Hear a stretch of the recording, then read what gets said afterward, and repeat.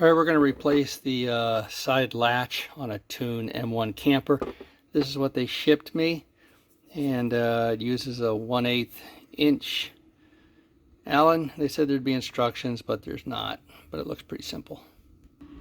All right, this actually got popped open by a tree branch, hitting it somehow, and this popped open and got ripped off.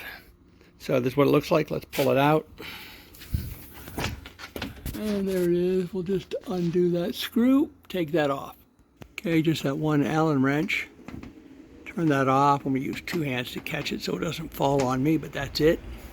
Okay, we just unscrew that one piece, pull that off, and then this thing just pushes through from the other side, like that. Now I'll just take this, adjust it for the new one, so the bolt's the same length. Put it through, tighten it on. And by the way, these latches are from a company called Southco. You might be able to get some that actually have a keyed lock instead of all of them being the exact same. Okay, the latch from Tune has a little gasket on it, and I am going to be using, when I install this, these flappers from Gofast Campers. I got, what, 6 of them for like 28 bucks or something. And we'll put this in, and all I have to do for this is just place that through, and I'll line the thing. Hold on, let me do it with my 2. Okay, so we just take this, make sure the grommet is lined up. We could probably get rid of it. This got its own seal, but it won't hurt, and it'll just add a little bit more waterproofing. So we put that on, we slide that in, and then we're just going to slide that into the camper from the outside and tighten it up with the thing. Here we go. All right, so we just stuff that through from the outside, and there it is. And then we'll tighten on the screw from underneath. All right, you got to have the latch open to close it, and then we'll go around to the inside and take a peek.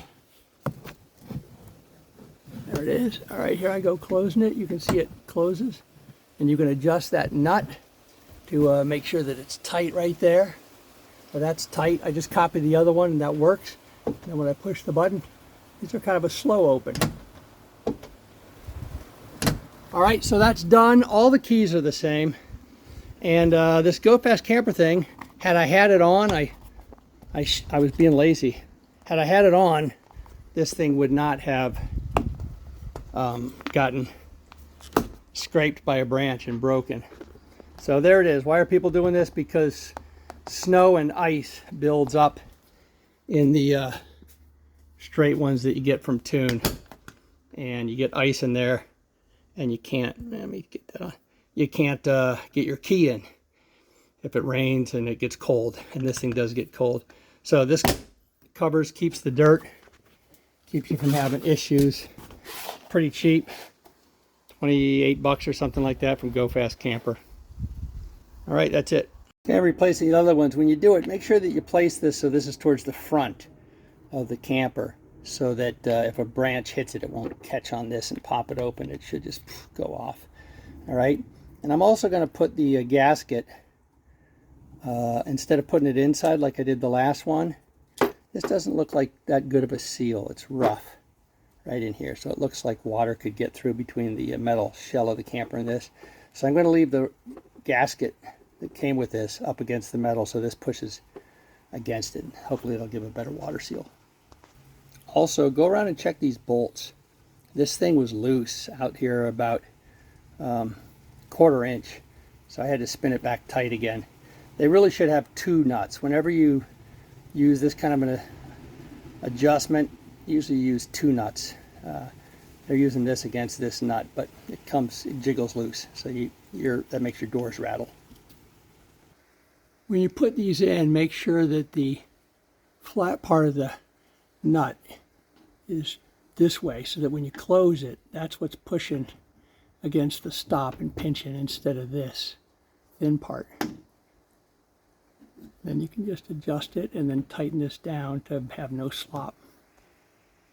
I had to go back through to my first one and remove this it was like this. All right, now I got it installed the correct way. You can see when I close that, that flat part slides over and provides a good bearing surface. It's nice and tight. And then I just adjust that in and out to make sure that it's tight. All right. All right, so now that I've adjusted that to be tight, I'm just gonna tighten up that nut so it bears down against this. And that makes this unable to move, so it shouldn't come loose. That's just something to check.